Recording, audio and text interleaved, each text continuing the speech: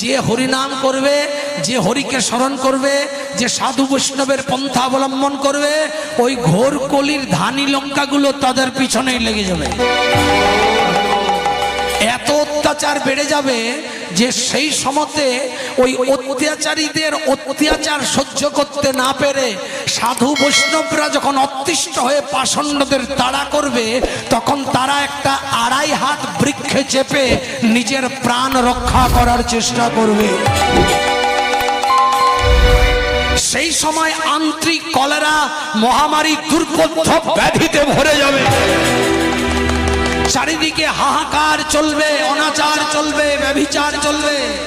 সেই সময় যখন কলির শেষাবস্থা হবে, তখন পরমেশ্বর ভগবান উড়িষ্যার সম্বলপুর গ্রামে বিষ্ণুযশা পণ্ডিতের ঘরে সাদা ঘোড়ায় চেপে